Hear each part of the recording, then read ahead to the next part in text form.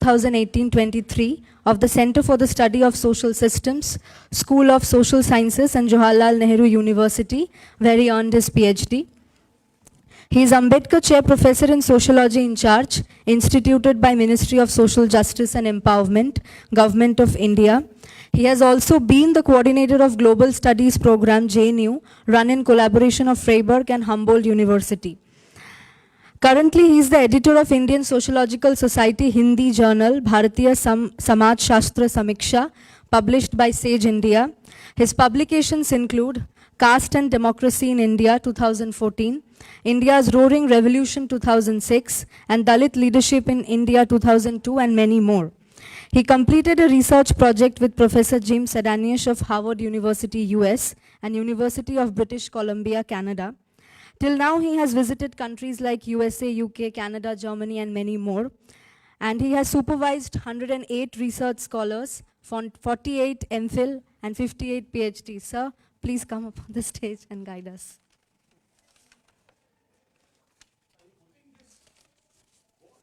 Yes, sir.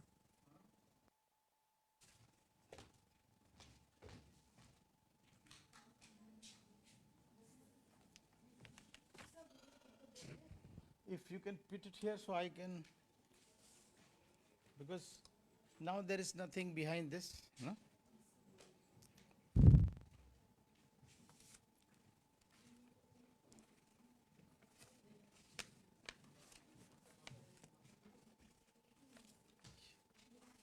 I say you want to this?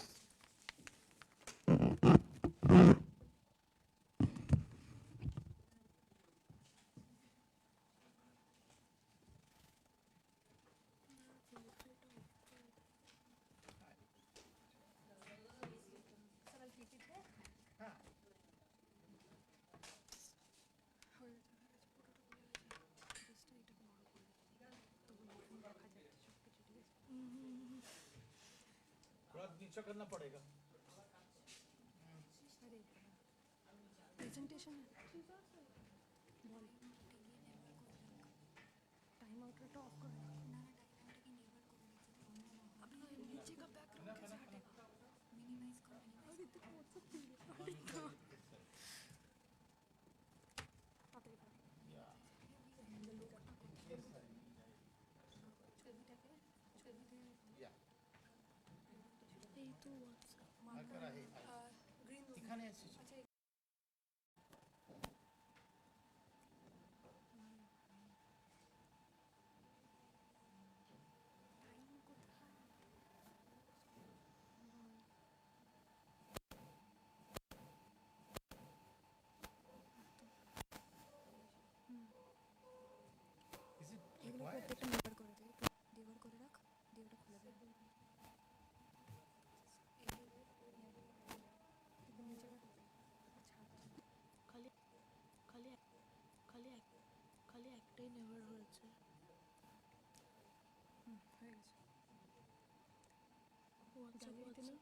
গ্যালারিতে না হোয়াটসঅ্যাপটা খোলা যাবে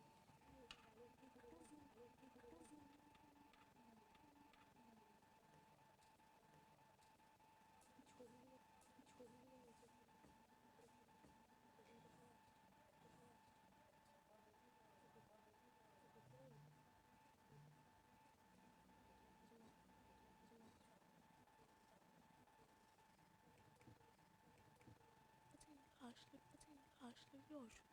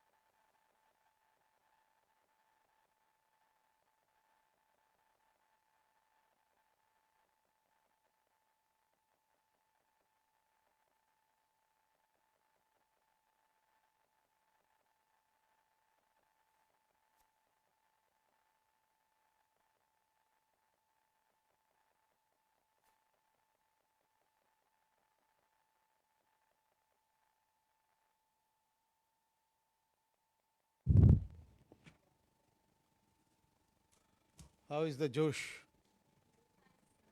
Difficult session. I usually ask the organizers, please give me the morning session when people are quite fresh.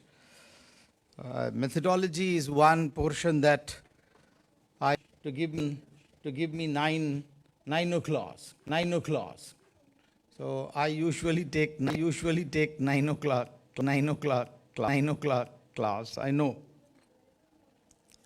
To begin with, I have discussed what is methodology, because this workshop, if you look, it's dialogue between method and methodology in social sciences. Because usually people are confused that there is between methods and methodology. And therefore, I think when we begin our research, or those who are doing research methodology, and how actually you can define the components of methodology, which is ontology and epistemology, the relationship between the two, differentiate between method and methodology. Well, this can also give you the difference between methodology and perspective, and then can lead, which my colleague in the morning. So those who are interested, they can look at what methodology is. So I tried to take it from few people, and I will give also from where I've taken, and then I will try to define it. First, I have tried to draw it from Felix Kaufman, and I have also tried to look at this from Robert M. Martin, Epistemology for Beginners. And third, I have taken it from Immanuel Wallenstein.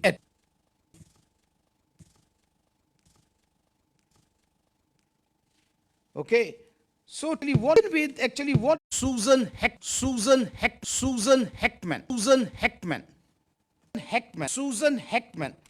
S-U-S-A-N, Susan, H-E-K, ordinary language and methodology of the social sciences. I repeat, phenomenology,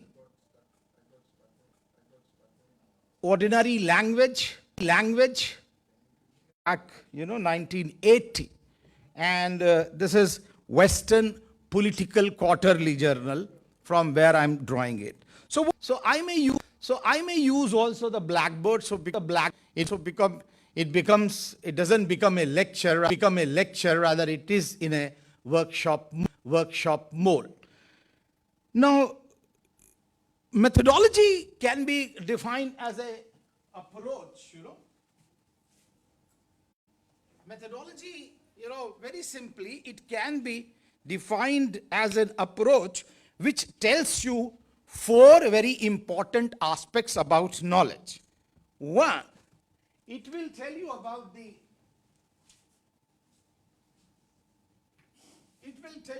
subject matter. It will tell you about the subject matter and how that is constituted.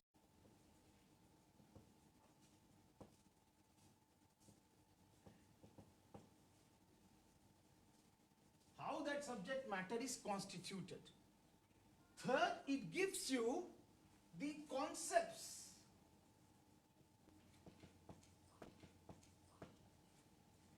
Now,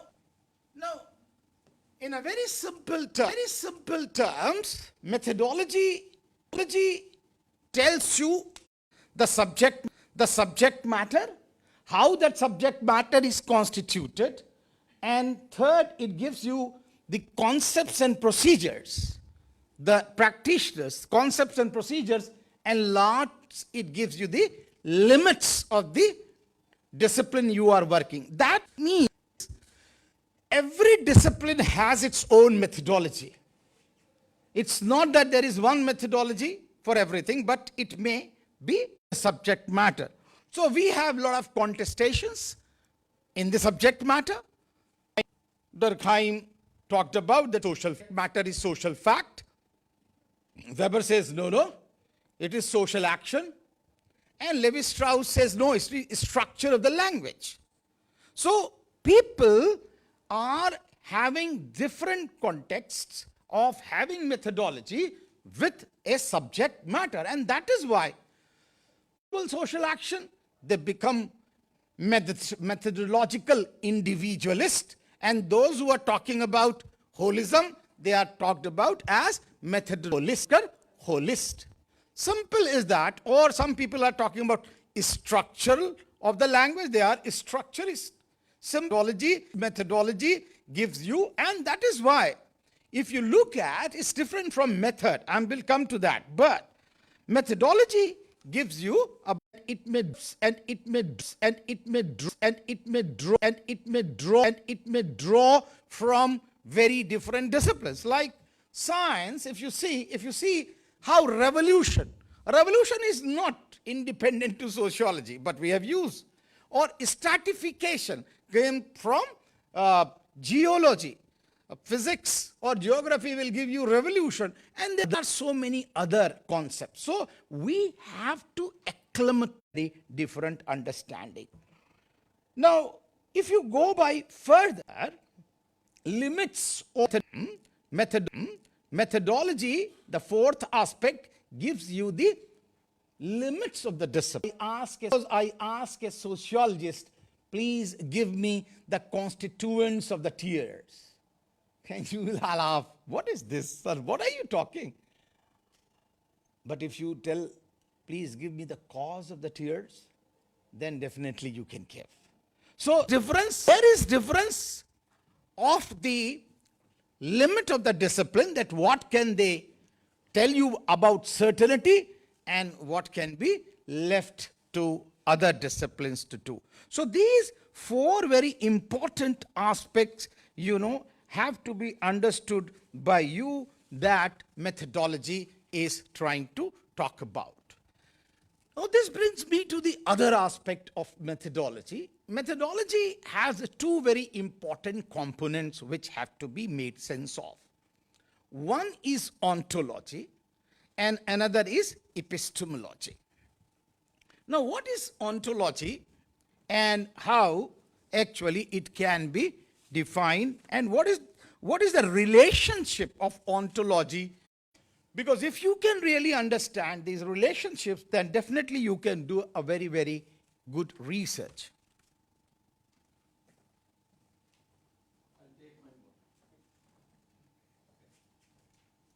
Professor Uman actually always used to take water, and I imbibed that habit. Now it has really become a habit. Now, if we go by very simple definition of ontology, it's aspect of philosophy as such, which talks about reality. Which talks about reality. We call it theory of being. That is also there. What is there? Two schools.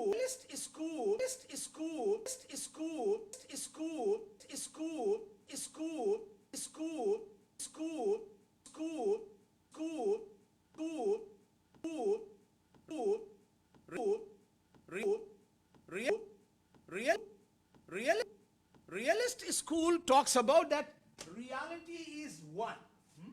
There is only one type of reality.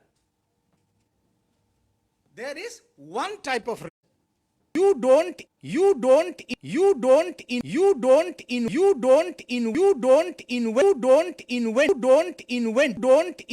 reality. Researchers do not invent reality. They discover it. So, when you are going to the field, you will also try to look what exactly you are trying to observe or what you are trying to analyze. So T is one. For example, I give you, say, first division. First division throughout the country is said to be 60%. And as soon as you know 60%, you conclude, oh, he is first division. So as soon as you know one aspect, you can understand what reality is basically. Now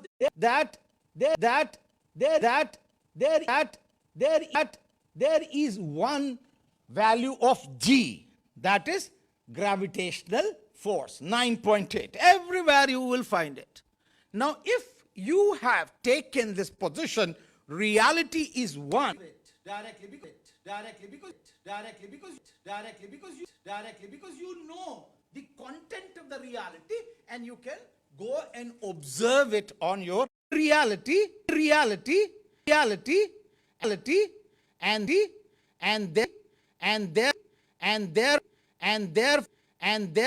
and therefore they can be generalized. It can be generalized.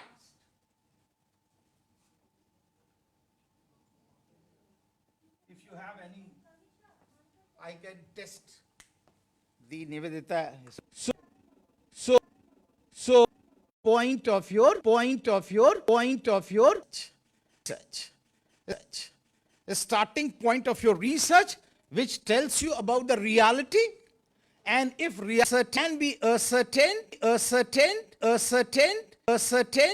and you can only observe, by only observation, you can know the reality. But it will definitely give you or help you to generalize that, which says that no, reality is not one. And that school is known as relativist school. Relativist school says reality is not one, but realities are multiple, and it depends upon the researcher and the location of the researcher, from where he is observing the reality or where he is collecting the reality. The bottle is full, bottle is empty. It depends upon you, how it is basically. Okay. Now, if reality, if there is a realist school, oh, thank you so much. Realist school, then there is, says that the reality is multiple. Then you cannot understand only by observation. Because if you only observe from one, you will only get only one side of the. And therefore, friends, what happens? You have to enter in the reality, and that is known as interpretation. Here it was observation, and here it is interpretation. Now, this is analyze.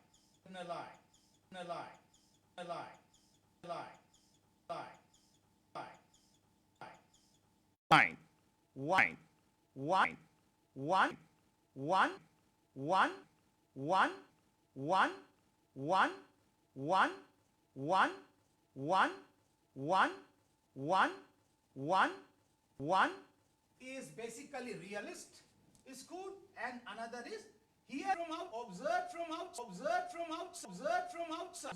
outside.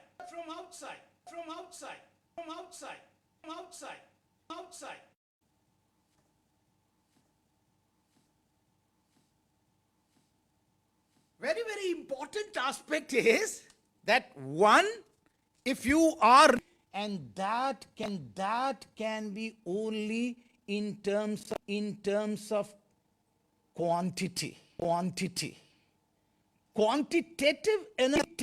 analysis are born out of the realist ontologic on this interpretative, then qualitative model is born out of the real. Now, therefore, you see, there is important relationship, ontology and ontology.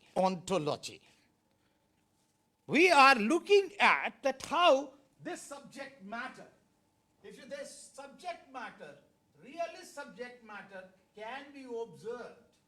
And here is, there are critical ontological school and others. I am not dealing that, but this is only a basic understanding of ontology and methodology. Now this actually brings me to the another aspect of methodology, and that is epistemology. The third aspect.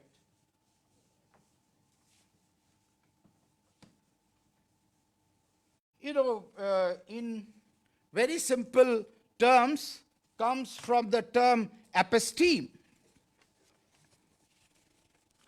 Actually, I lost my specs, so I'm not able to read properly. I'm only speaking from my memory. So many things may not be that, but definitely I think. Now, if you look at episteme, it this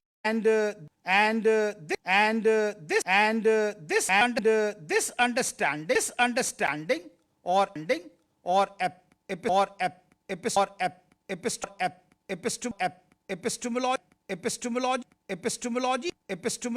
epistemology means science of or say love for knowledge, which is philosophy also, but in nutshell it is known as love for knowledge. Episteme means knowledge and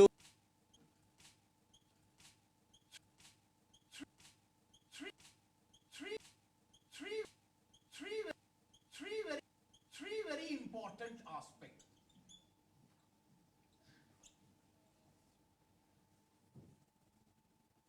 Epistemology tells you three very important. One, knowledge.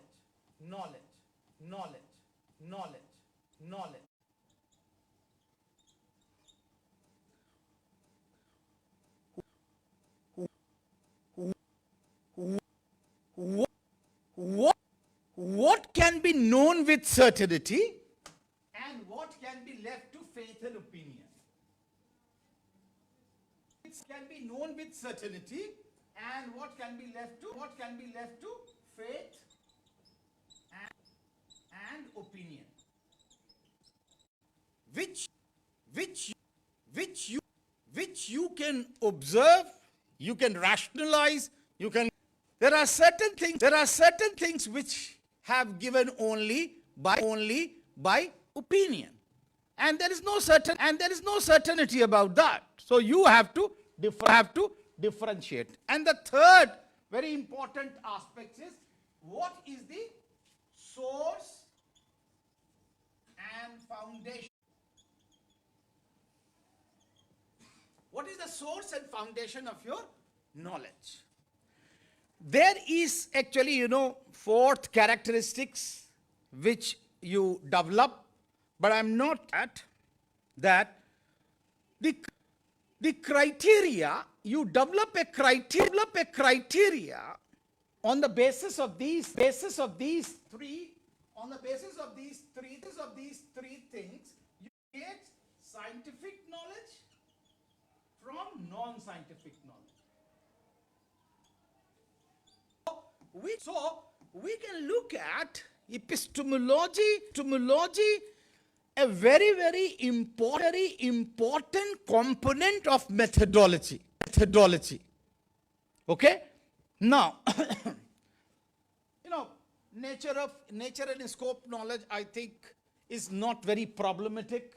Talking about that scientific knowledge and actually, social science knowledge, how they are different. So you can look at that. But what I'm interested in is this part. Now, there are number of contestations. I think as a social scientist, we are all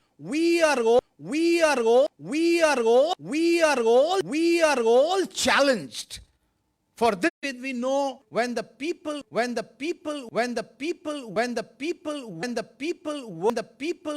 in barbarian state,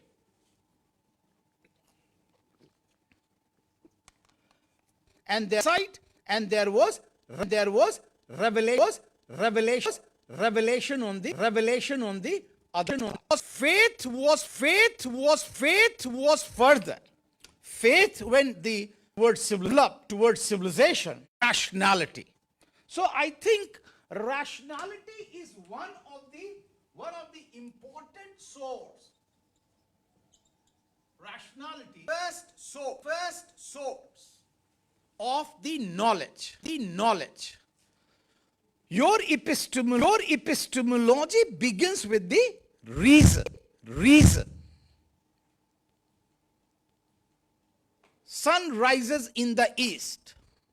What motion? And why this is motion? And you keep on questioning till you reach to the dead end. That what is reason is nothing but questionality, and the answer that will be your reason, the final version of the reason. Now this was of course started by René Descartes. The reason or the rationality school was born out of René's version. But then actually the philosophers started contesting, and they said, no. Reason is not the source of the knowledge. It is sense perception.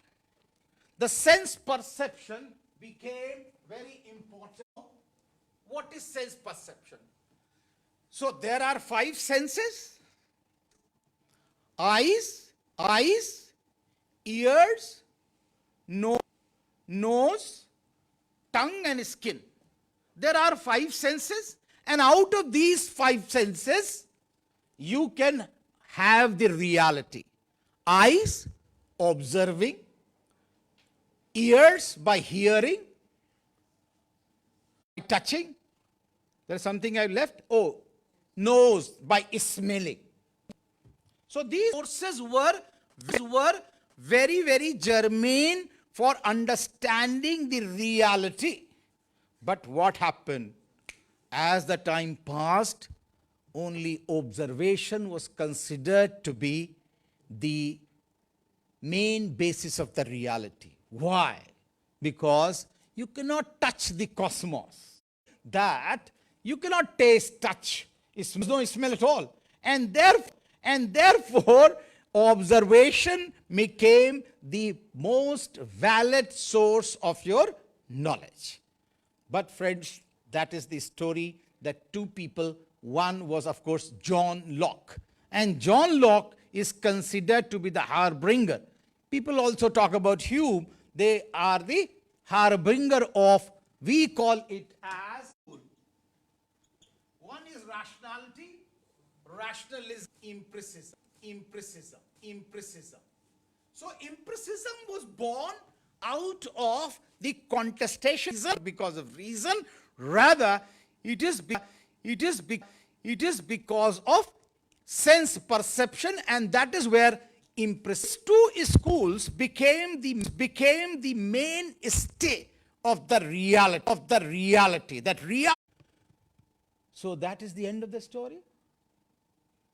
No, that is not. Another person called Immanuel Kant. Immanuel Kant said that no, reality cannot be had only by reason, rationalism, neither reality can be had only by empiricism, rather reality can be had only by on rationalism and empiricism.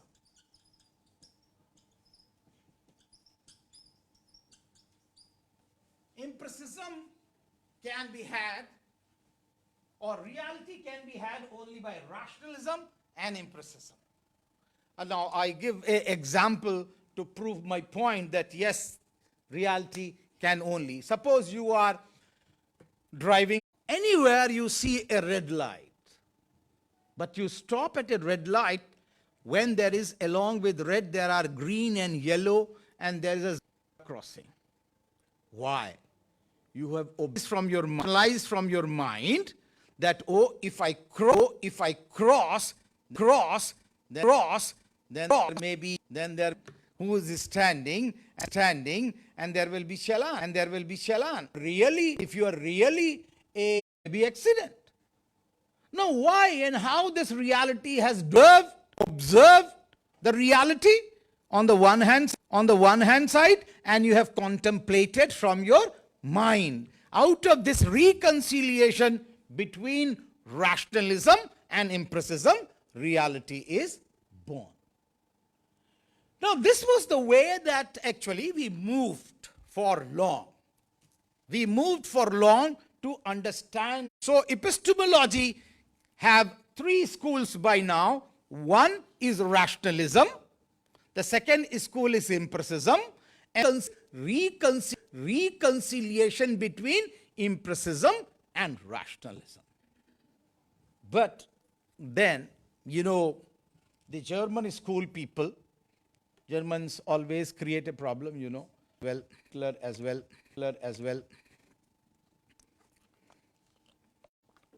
So they said that, no, it is very difficult to apply this epistemology to understand the individual. You cannot understand the reality, this epistemology, you cannot understand only by rationalism and reconciliation between the two. You have to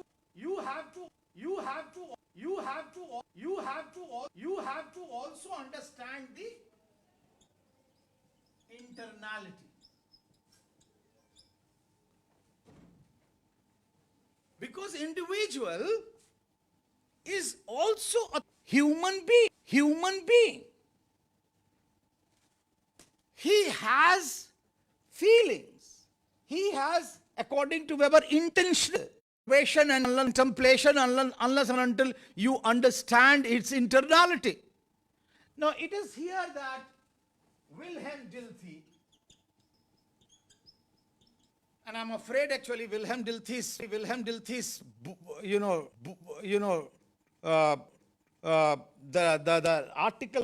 article was in German. It has not yet been properly translated.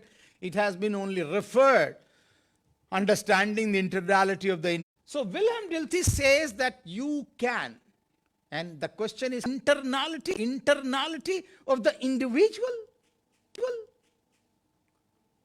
व्यक्ति के अंतःखंड को आप समझ सकते हैं.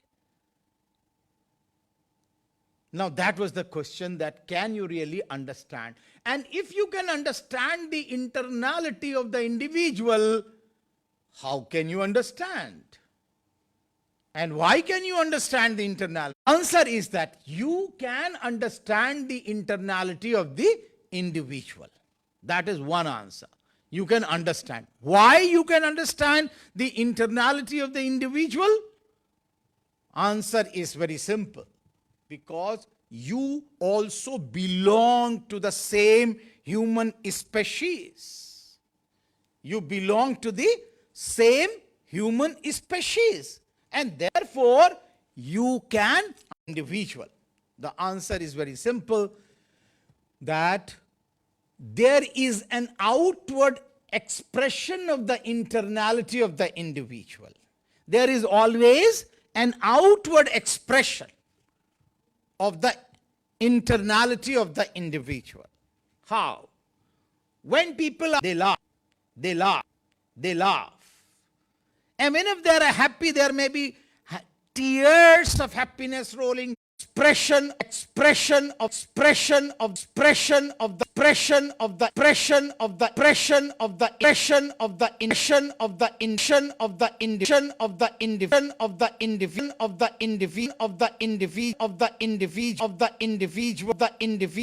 individual's face, mouth, or actually loud voice, dance, item from the outward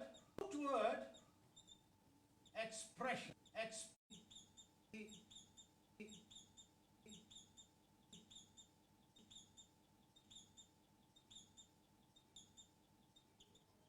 Of of the individual.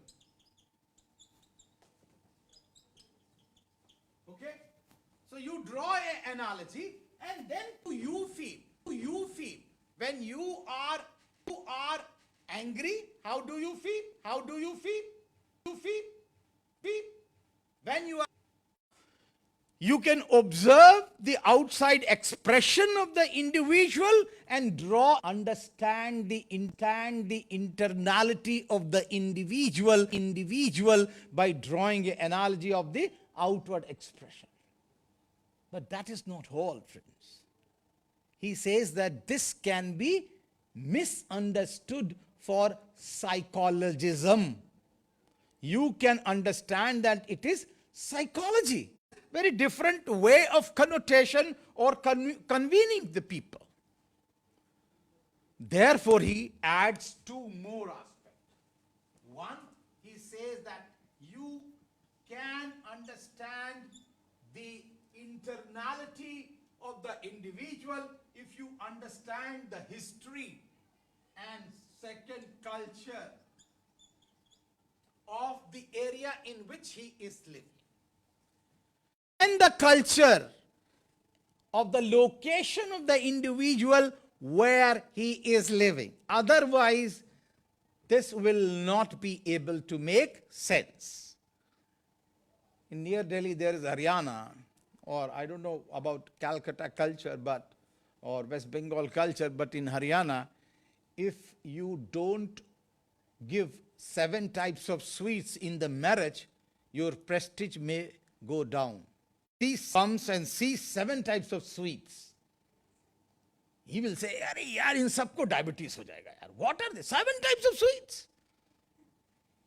But he is not able to appreciate the culture. So therefore, friends, I think to understand the culture, to understand the reality, you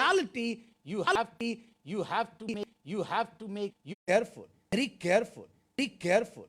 Sometimes people use such languages which may be very obnoxious to certain people, especially dietary practices or your, say, the way we dress. People may not appreciate that. Why? Because they don't belong to the same history and culture. Therefore, history and culture. Now, this is the fourth. Now, this reality, therefore, friends, is nothing but giving birth to interpretative understanding of reality, which makes qualitative understanding of reality, and so forth, so on and so forth.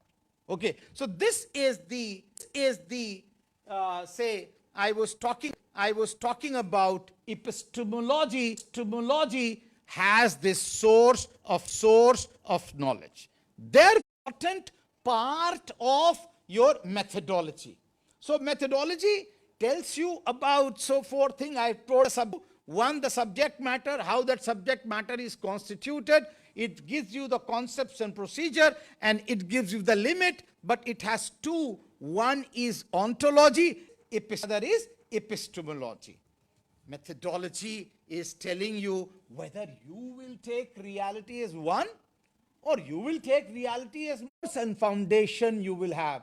Whether you have only observation or you have interpretation. And why observation? I have given you when their reality is one.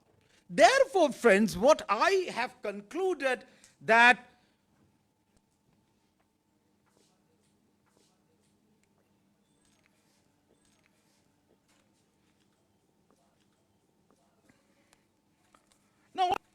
now what is this? Gives you only a vantage point into the reality.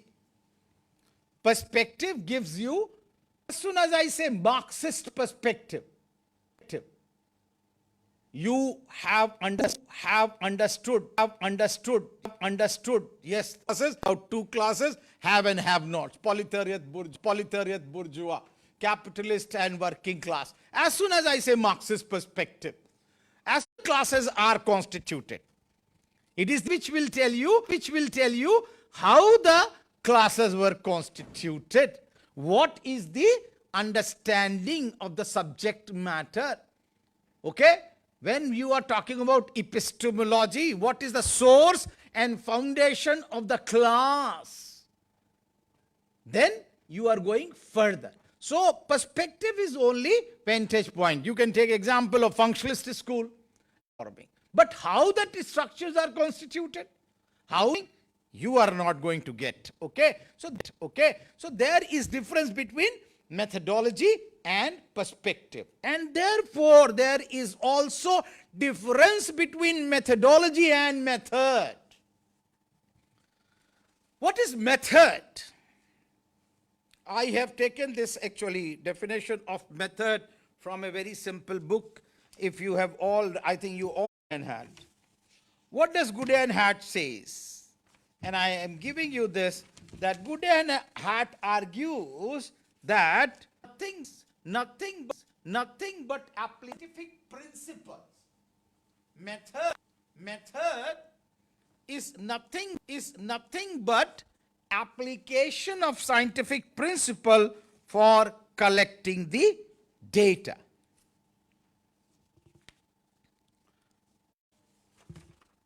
You have to apply the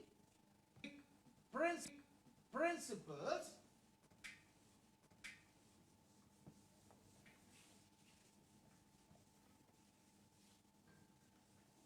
you have to apply the scientific principles to collect the data. Now for that, friends, you are applying the scientific principle to collect the data. For that you have to understand what science is. We are into social science, but we have to understand science, what science is. So, I'm drawing this from Soberg and Det, this definition of science. What is science? I'm trying to draw it from Soberg and Net. S-J-B-O-E-R-G, Soberg, N-E-T-T, Net, Soberg and Net.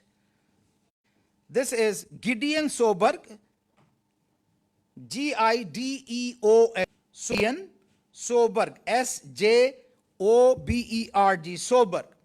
This is a methodology for social research. A methodology for social research. I think everybody should look at least one chapter. I think if your university has, otherwise you is an approach to knowledge. Science is an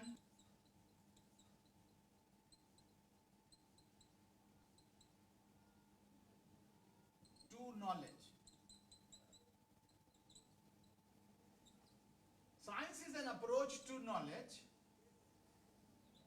which is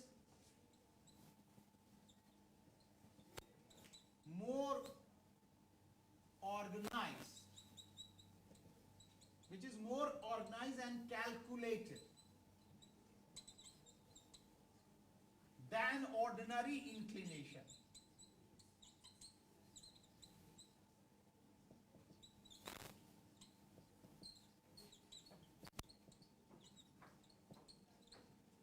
Science is an approach to knowledge which is more organized and calculated than ordinary inclination.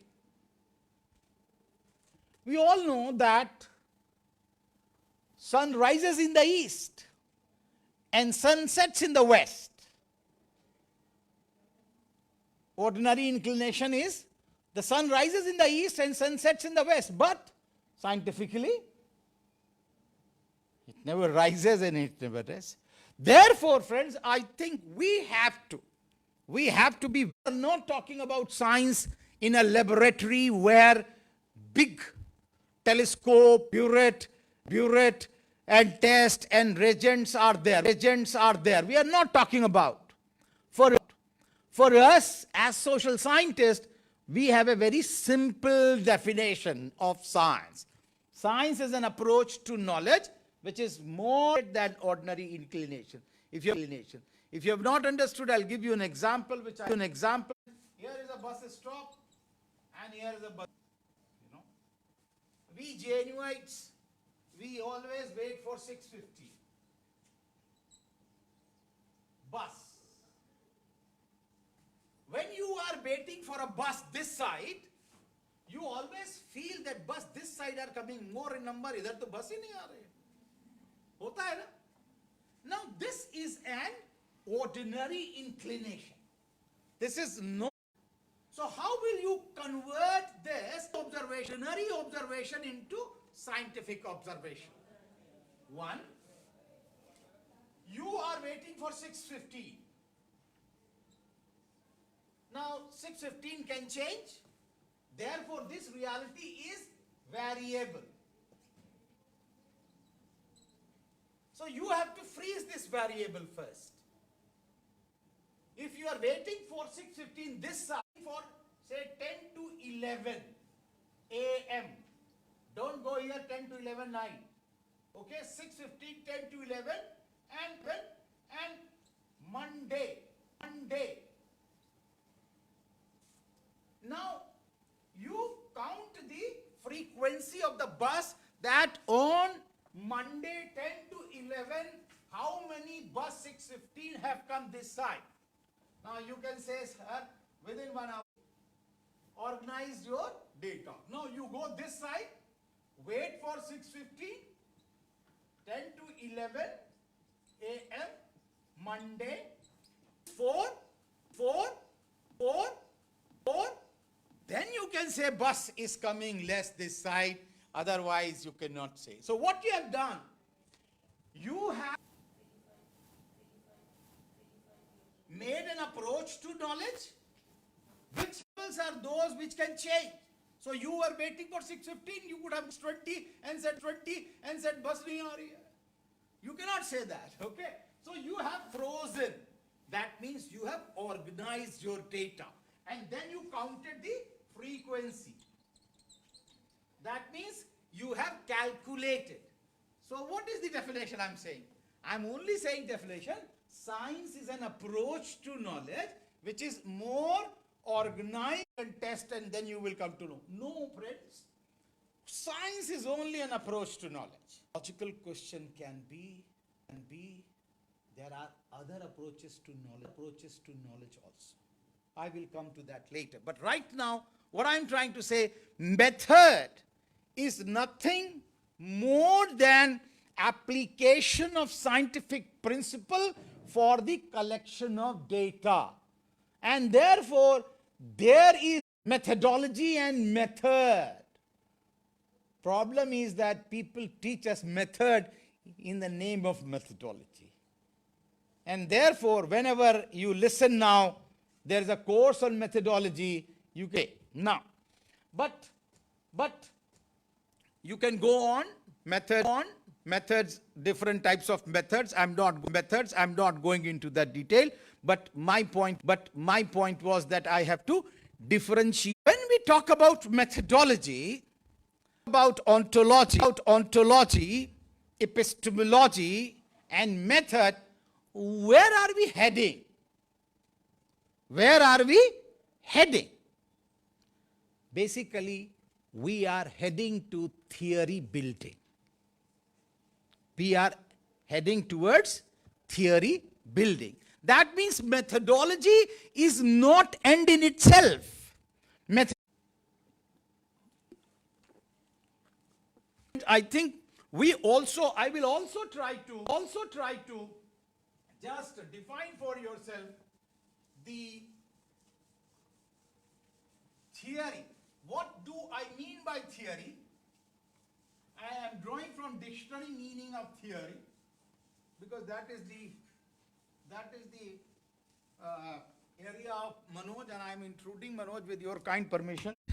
What theory is in very simple terms, and I usually try to make this diagram so that my student, if you look at this, what theory is?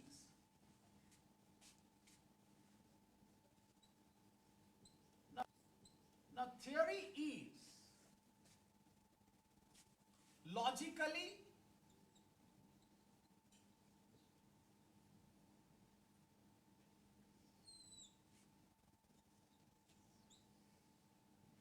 making it really workshop type of thing. So please, Anna. Logically organized. Logically organized system of ideas. That is one aspect of theory. Theory is logically organized system of ideas. For what? For what? Theory is logically organized system of ideas for what?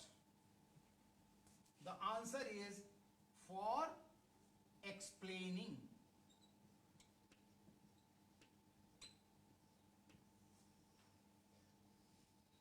For explaining. For explaining what? Causes,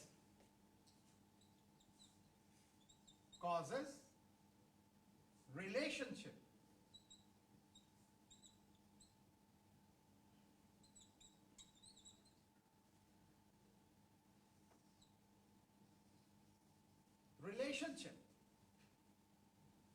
organization,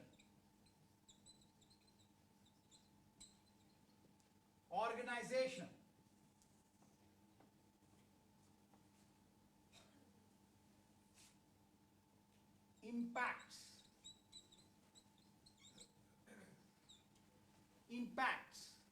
and trajectories.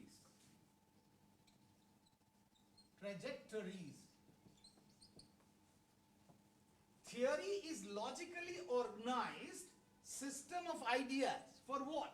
For explaining causes, relationship, organization, impacts and trajectories of what? It is not in itself. It is of, you can say, of structures, institutions,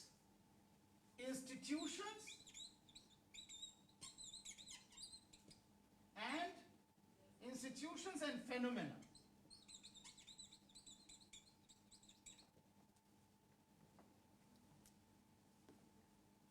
You have theories of structures, you have theory of phenomena, and you have also theories of institutions. But friends, that is not actually, if you look at, I think it's very simple way to look at theory, I think, in a dictionary meaning. But theory has also contents. Theory has some very, very important, you can say that, elements of theory. I will only talk about 4 elements of theory. One actually is the construct or concepts. Constructs or concepts. A theory is said to be logically connected concepts, basically. That is what of the theory. What of theory. And then you also have prepositions.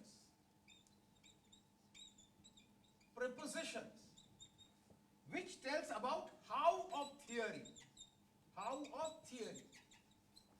And then we have logic. Logically connected. Organized. Logic. What of theory? What of who of theory? Sorry. Who of theory? Sorry. Who of theory? Sorry. Who of theory? Sorry. Of theory. Sorry. Of theory. Sorry. Who of theory? Who of theory, or where of the theory that tells us the boundaries. We are talking manner that is talking about logically, or is there, and that is explained talking about. There are 5 aspects of the phenomena which they are explaining. Theory explains 5 types of. It talks about causes of the phenomena. Why a phenomena is caused? What is the relationship between the prepositions and organizations, and then also the projects, how and where it affects one, actually theory,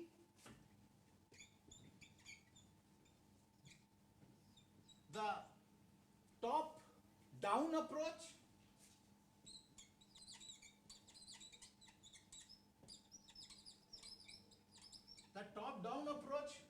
and bottom up approach.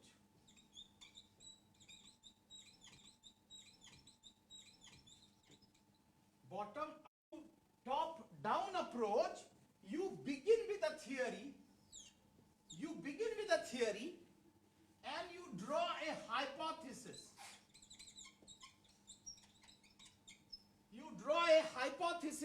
From the theory, and then collect the data,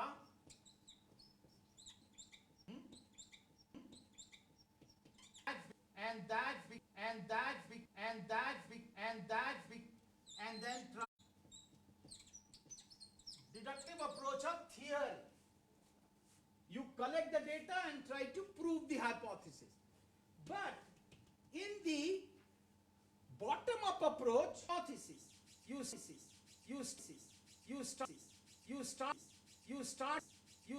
with research, the research questions and collect the data.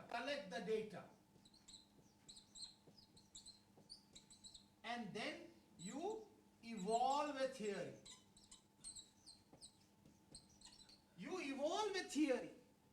That becomes inductive approach.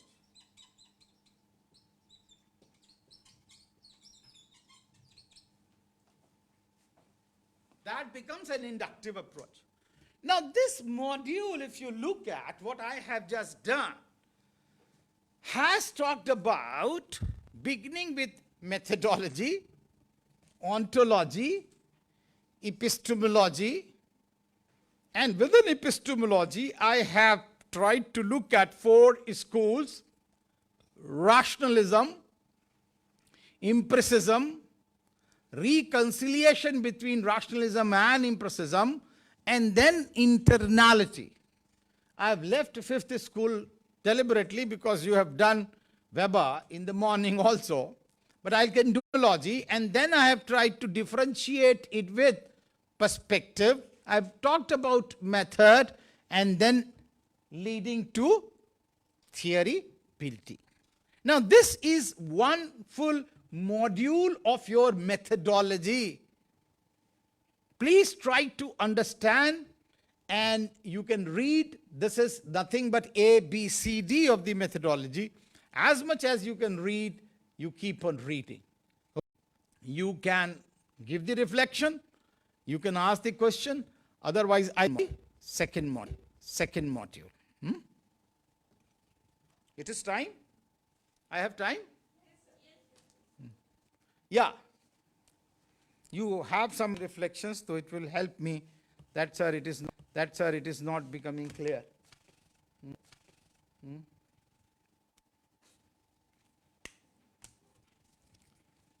You heard anywhere else this thing? Long back somewhere, here and there? No?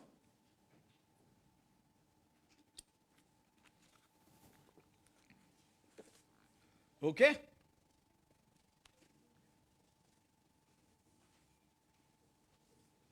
Nothing?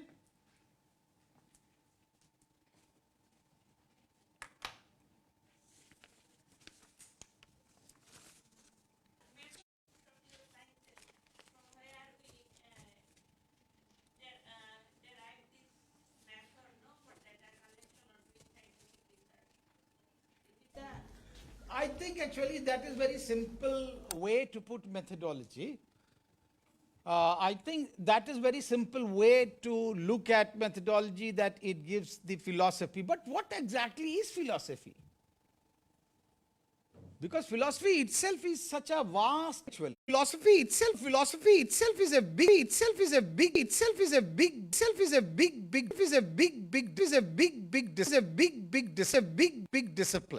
discipline.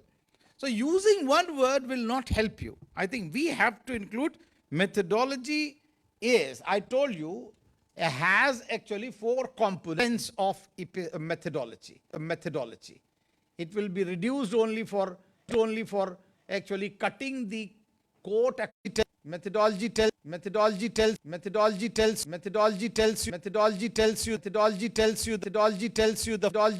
the framework in which you have to collect the data. But that is not giving the full meaning, because it is much more deeper understanding of a reality.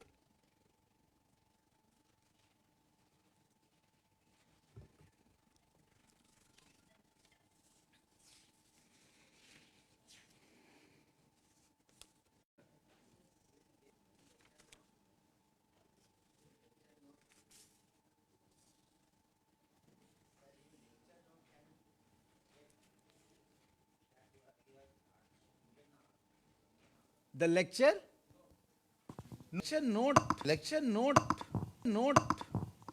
There are so many notes of the lecture. There is not. So that is a way. So No, so you can actually, there is one lecture on that of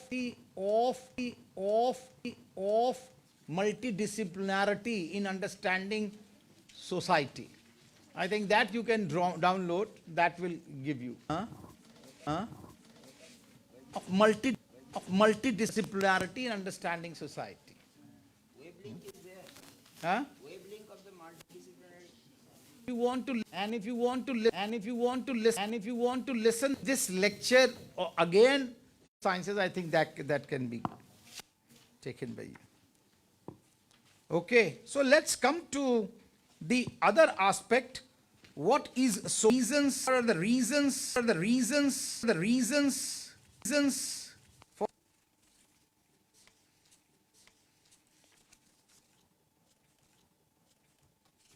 now, for this I suggest one very simple book. I think all should have sleep with this book, or you can have. And this book is Open the Social Sciences. Open the Social Sciences. I keep on telling my students to buy this, Open the Social Sciences. If you are really interested in social sciences, I think you should have this book. Emmanuel Wall, actually 6 authors, but this is a report of a commission which wanted to look how social sciences were originating, how they developed, and what can be done further.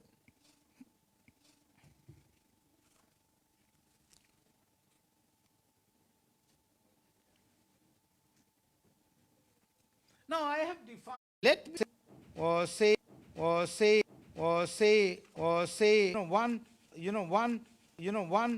another important aspect is social science. How do we define social science?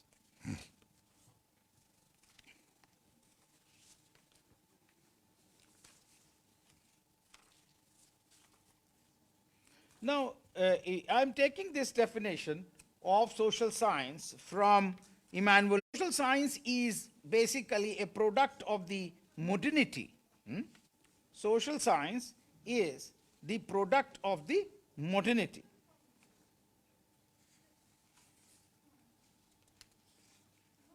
And it is said that social science is systematic understanding of society, especially interactions of the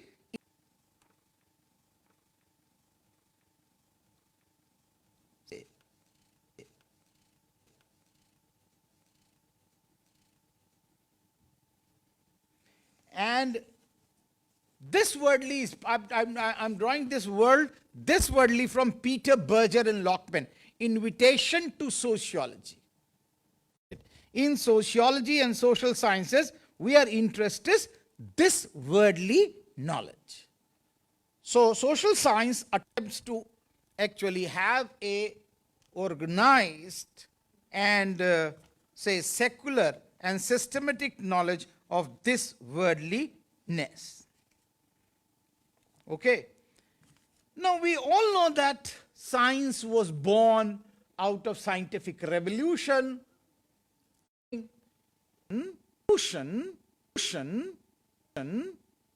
If you look at, change the thinking of the people.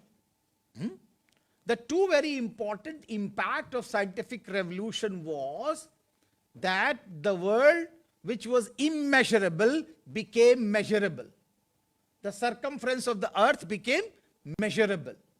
Telling the individual.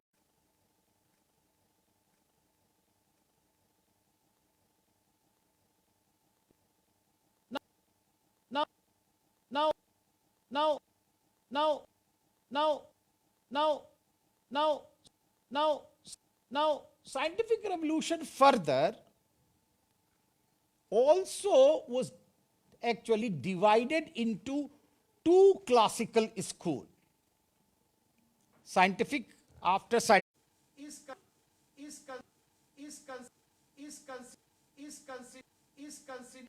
considered to.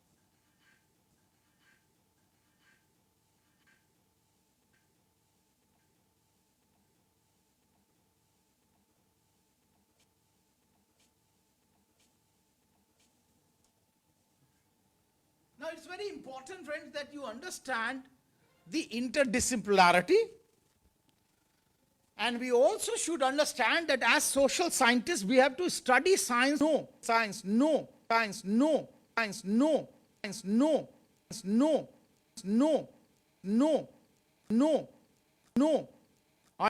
bit of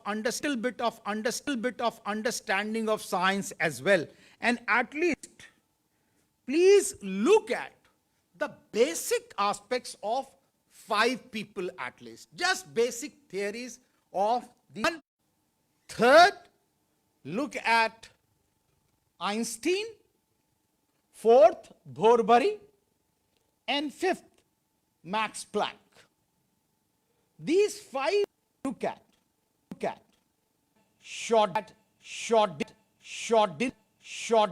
Schrodinger also. People have really impacted social science. It is not sciences. There are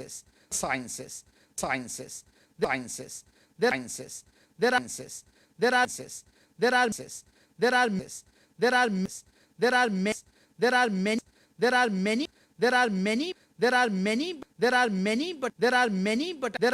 but I will tell you for your convenience few, at least, that you should also understand that what I'm trying to, I can also give this actually a very important aspect of Newtonian physics model, that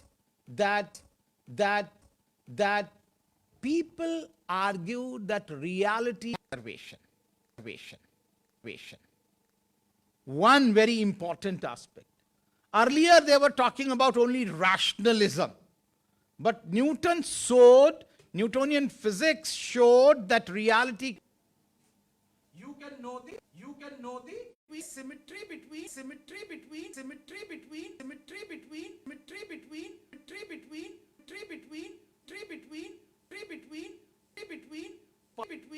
past and present.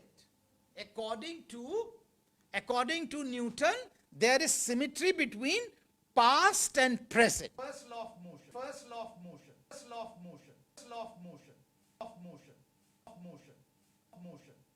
This is know the initial mass and the position of the body, then you can know the final mass and velocity of the body. What does it say? A thing will remain in rest and continue in motion unless and until an external force is applied. So if you know the initial position, you can know the final. How much actually body is big and how much force it is applied and till what actually it will go. So two very important aspects. If you know the initial position, you can know the final position, and there is certainty.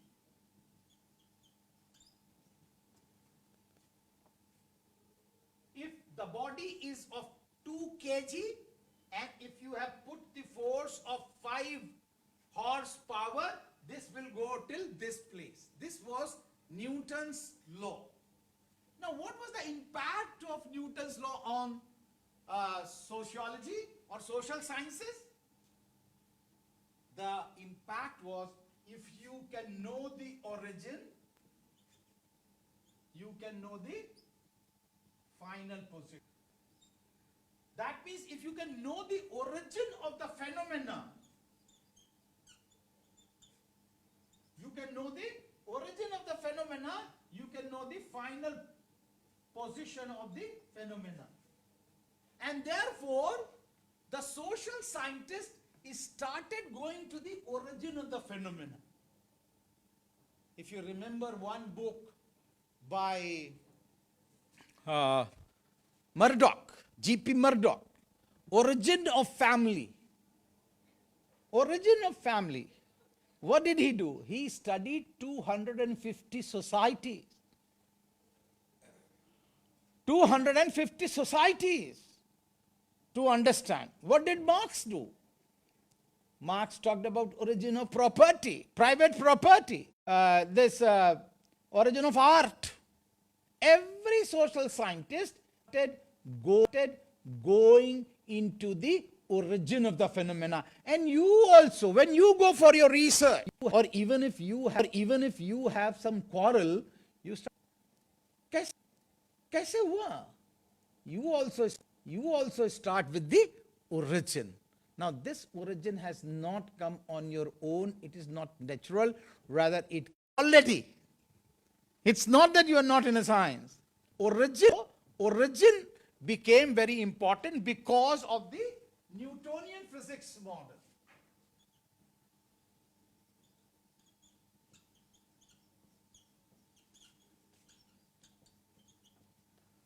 Newtonian physics model is one model of social sciences. I have given you just now the ontology. Somewhere ontology of, actually, ontology of Newton is basically reality is one. Now, the second impact I will come. Second impact of the Newtonian physics model, very important. And that he says that somewhere there are trees, somewhere there are border bodies, somewhere there are hills, and some there is ocean, desert. Actually, it looks very haphazard. But he says that under this haphazardness, they are all governed by a law. The natural world is governed by a law. Now, what was the impact of this on the social scientists? They argued, and do you remember Auguste Comte? Law of 3 stages. What about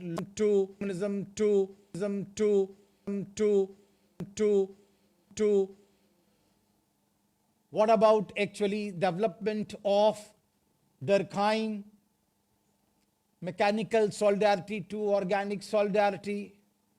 Every social scientist, they have tried to talk about laws. In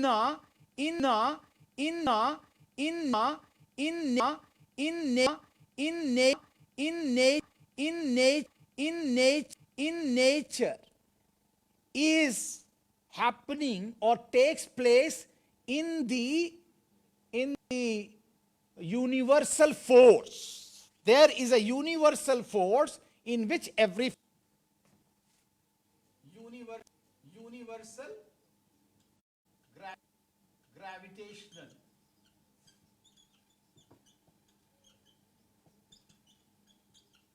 Now, social scientists started trying to argue that if there is a universal force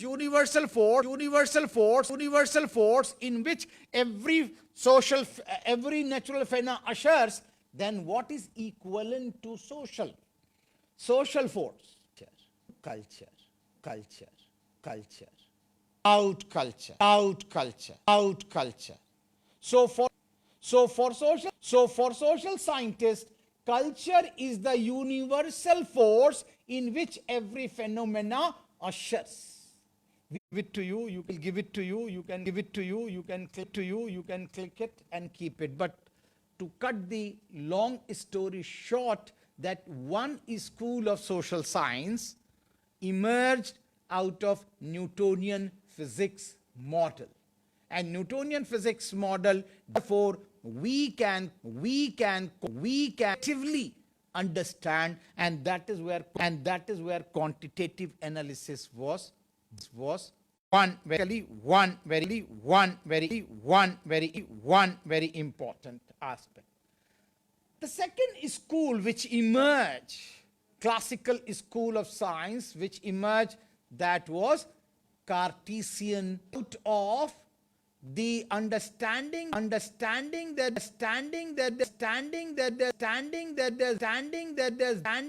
there's difference between mind and matter. There's social world. There is difference between natural world and social world, and therefore you cannot apply the similar method to understand the social world.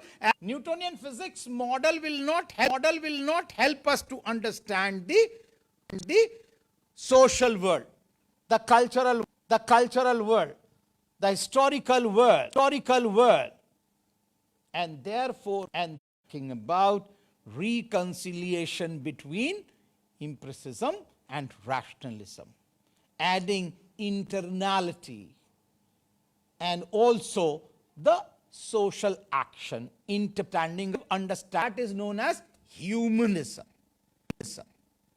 So if Newton was talking about Newton or physics model was positivism, then humanism. These two schools are very, very important. And what is the impact the Cartesian dualism had on social sciences?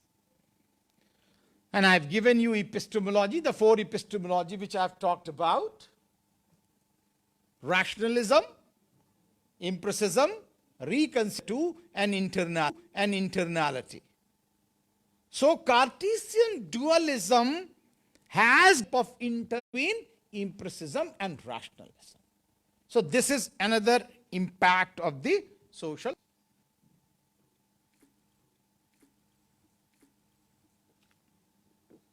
Now, why were social sciences born? That is another very important question which we can ask, and which was the first discipline to be born, and what is epistemology? How much time I have? Over? It's over? How much time I have? Just tell me. I can go on, you know it. I'm still warming up. We have 4:30. Okay. Then just a secondly, I have 11 minutes. So within 11 minutes, well, fast. The answer is very simple, that sciences were born in 14th and 15th century, and after the sciences were born, we know that the impact of the impact of sciences on the social world was very profound, and because of which we know three revolutions ushered. One was French Revolution. Now these revolutions, lot of commotion in European world, lot of bloodshed, lot of anarchy, and therefore the rulers or the elites of the society, they said that it's very, very dangerous, and we never know what is going to happen to them in the next minute. They were all afraid. We have to save the society. Therefore, friends, Walt Gulbenkian, Wallenstein say that there was that there was a legitimacy and urgency for actually talking about a new type of knowledge which can help the society to sustain it. Otherwise, lot of destruction, anarchy, bloodshed, war, revolution was taking place, and human agony.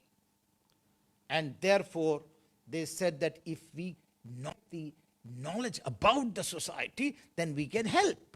We can arrest this. So they started looking which type of knowledge is producing exact results.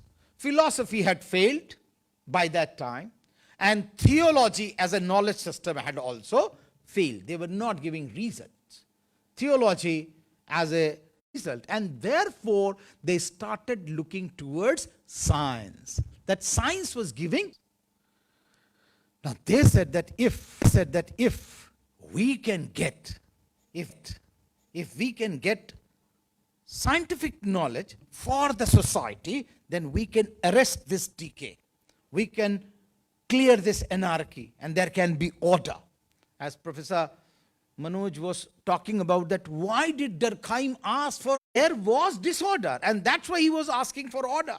Why was he asking for solidarity?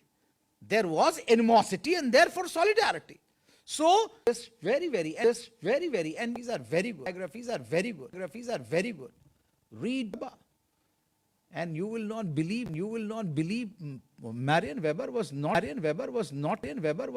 a. She was a very developed sociologist. Her first book was reviewed by Emile Durkheim. She was such a profound sociologist. There are 4 books more written by Marian Weber. Biography of Max Weber. Max Weber was, not very great social scientist. His wife was much Karl Marx's biography. Or you read Durkheim's biography. They are all talking about what happened with father of Karl Marx. Karl Marx's father was a Jew, and Jews were not allowed to have even their human rights. And that there also he got a very lower denomination in Christianity. Now you understand opium of the masses. Why? So there is actually lot of aspects, and they are trying to argue that how the society was. So society was really passing a bad phase. Now, in this context, the organization of the universities emerged. Earlier, the universities were with the churches. It was the church which defined their pedagogy and their curriculum. Of the universities led to 2 very important aspects. One was professionalization.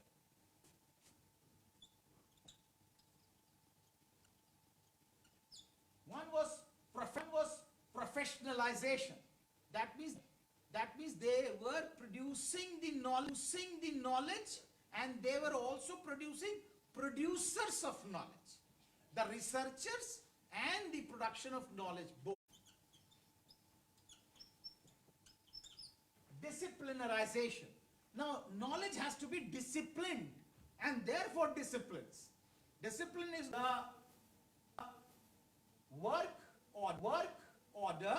That means the division of labor. And their epistemologies.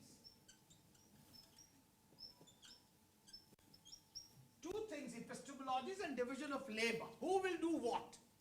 These were born. Okay, the first discipline in social science to be born was history. History was the first discipline in the social science that was born. It's not that history was not there. It was hagiography.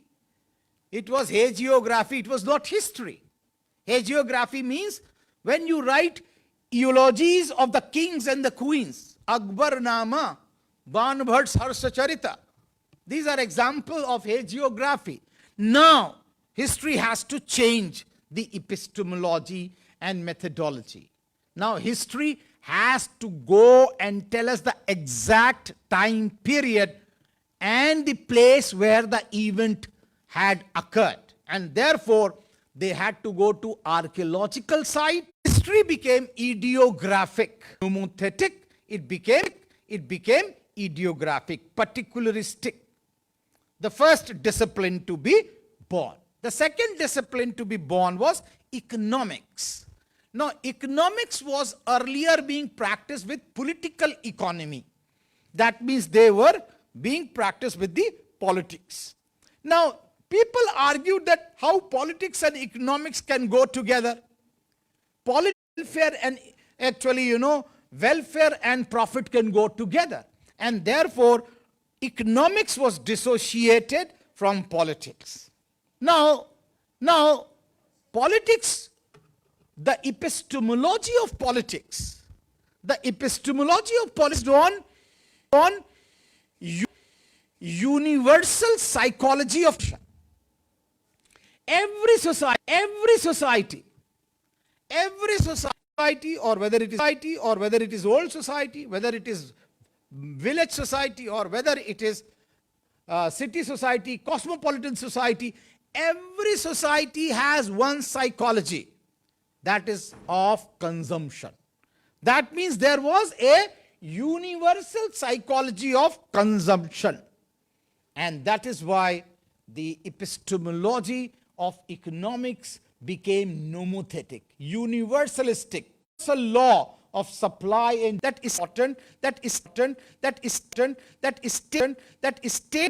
state will not intervene in the matters of economics. So two very important epistemic bases of economics was laissez-faire and universal psychology of consumption. Therefore, the discipline of economic discipline, the third discipline to be born was so will have an independent,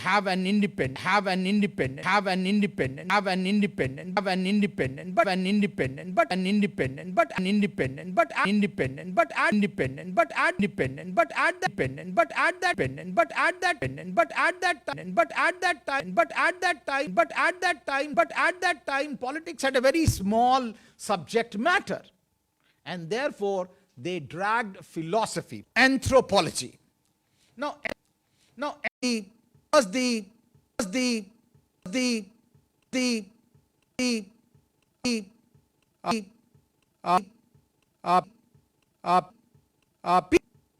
people, or we can say anthropology was born because the colonizers,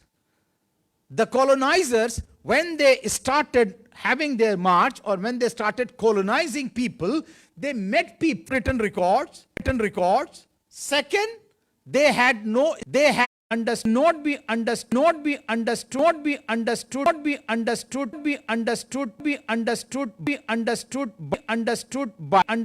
by them. And fourth, their religion was practiced in a very small area. These four characteristics you can define as tribes. They did not their language in social method in social. The colonizers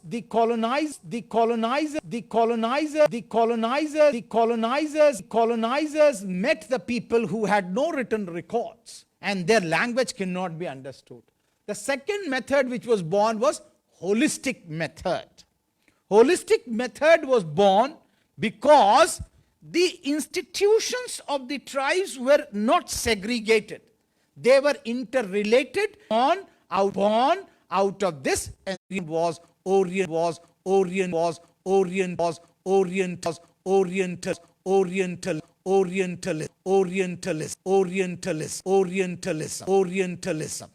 Now, in Orientalism, when the colonizer were walking, or when they were trying to colonize the world, they did not meet only people who did not have written records. They met also people who had written records, but they did not know their language. The written records were there, the language has to be learned, and another has to be understood,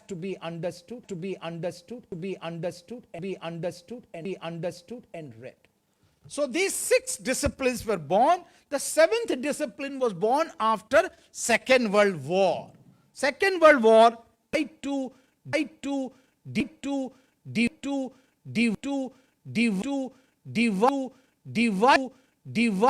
Africa,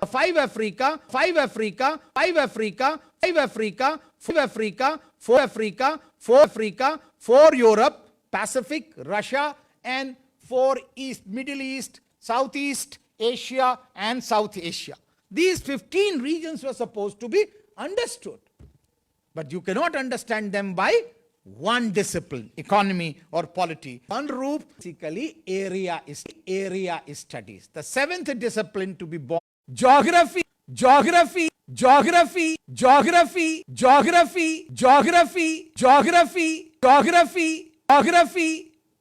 Psychology and law were not considered as the social science discipline.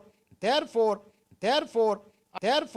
I think we have to understand that how born. Thank you.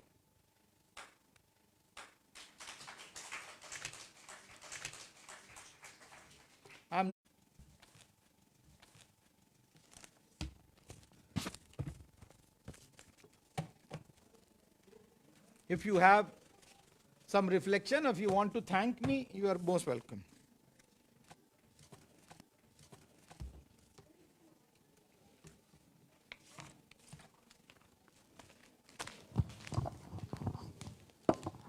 I can sit.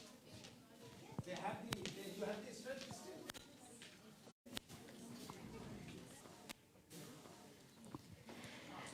still. Sir, first I would like to thank you. I have never sat through a 2-hour lecture with more excitement than this. And I would also like to ask a question that when you were talking about science, the normal worlds, when Newtonian laws have failed, grand theory to connect the other perspectives.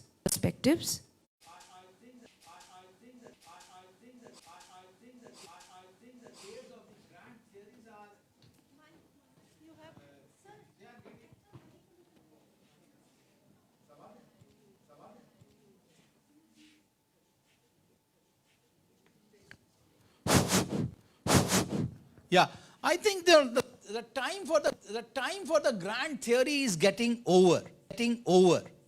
Especially if you read Lyotard's book, is postmodern literature.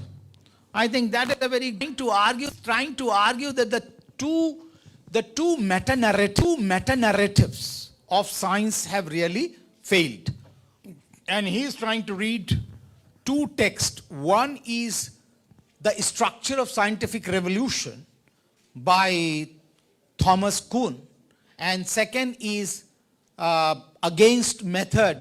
2 meta-narrative. One was that science knows, and science is emancipatory.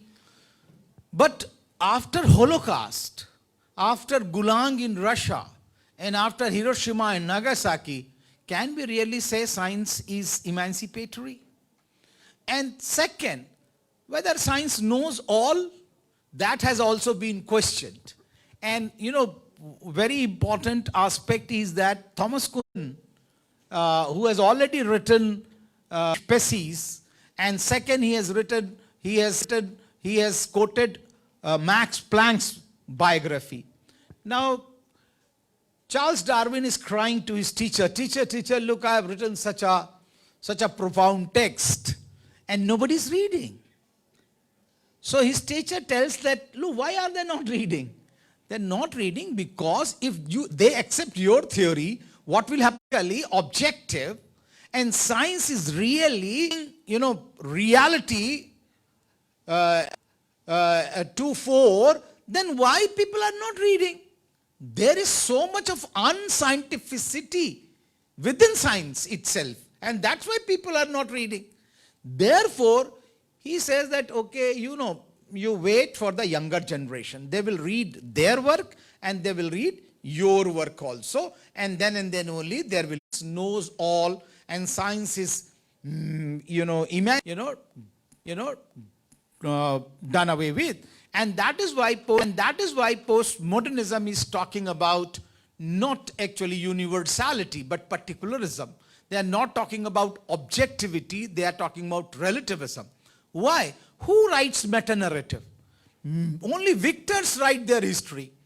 What about the little histories which have been silenced? I think that can subalterns speak? No, subalterns have been howling, crying. They have been silenced. We can make better sense of the world. Therefore, I think meta-narratives are no more scientific. They are not liable today, but they have to be problematized with particularism.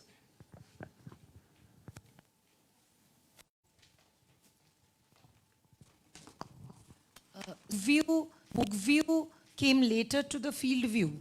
The participant observation was before to the book view. That's what.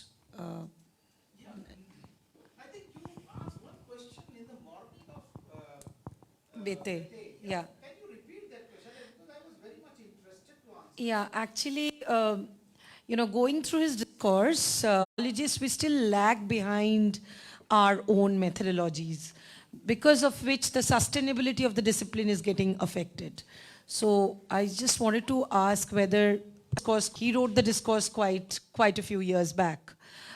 So is it still relevant for the discipline of sociology or not? I mean, are we still dwindling with the methodology, or could we do something else? He was already there because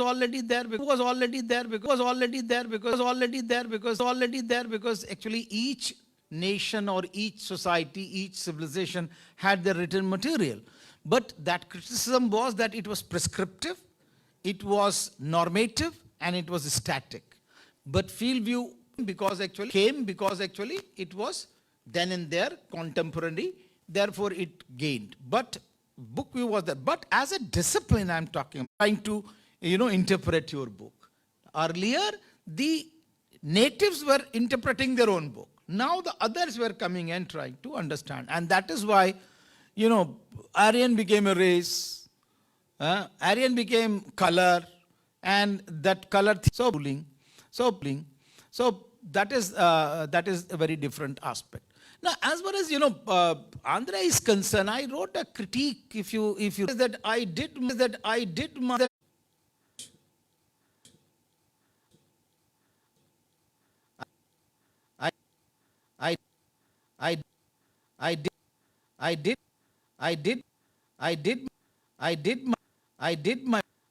my work living in Agraharam, a privilege, and therefore my data on the Adi Dravida colony is really have to understand.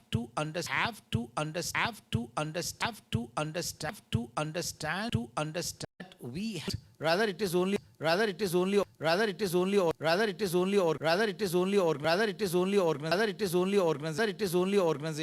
organization of data. Now we have to organize our data. If there is a study from Agraharam, they became universal, and the views actually coming from the views coming from the chair, and therefore they were discarded. Now, therefore, I think there's a need to problematize each and every concept. I'm trying to caste or class. Some person came and said that caste was a colonial category. Now my problem is that whether 15th century Ravidas is talking, there is caste within caste. There was no colonial power, and yes, caste was there. So to go to our own data. And I think we can look at it, and then we can evolve the systematic analysis. Of course, we cannot imitate the Newton or Einstein. We are waiting for that. A sociology, Newton of sociology should come, but that is not coming.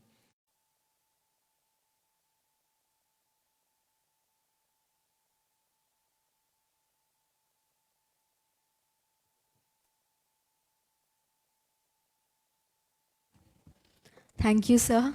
It was on what is methodology, how it is related to epistemology and ontology.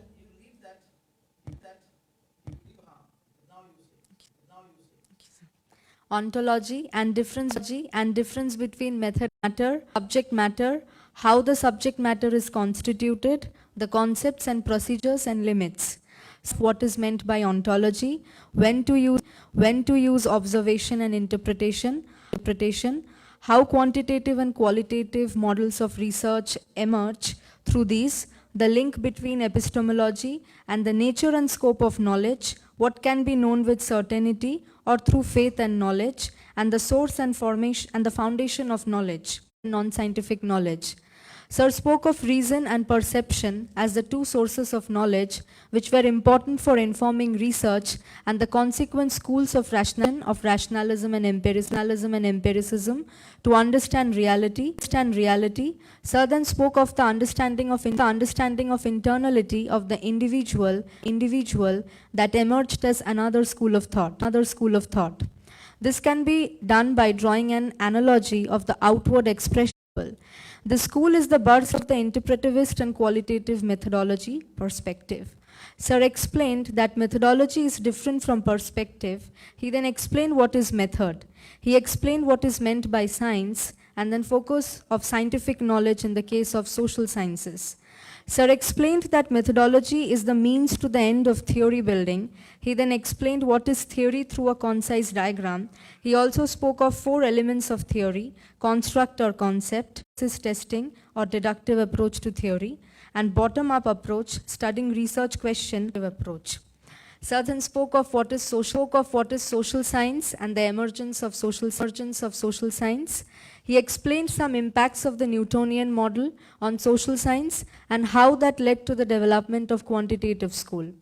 He spoke of the Cartesian school, which differentiates between mind and matter, the need of a different method based on internality, and the interpretivist anarchy in European society during the 3 revolutions, and the need to study society to understand. Reorganization of university was also touched upon, and the consequent divisions of discipline and epistemology, with history being born as the first social science, followed by other social sciences. He touched upon how methods in social sciences were born. Sir ended with touching upon how natural sciences led to the birth of social science. Thank you, sir. The Vice Chancellor of the university, then the Dean, and of course Seema for actually, cajoling me to come, and not directly but through Manoj. So I thank all of them for making this, and thanks the audience for a patient. And I thank the comparer. She has printed the whole, like that, but you keep on giving reference, otherwise it will be. I want to please come up and take a group photo with our esteemed today. Yes, sir.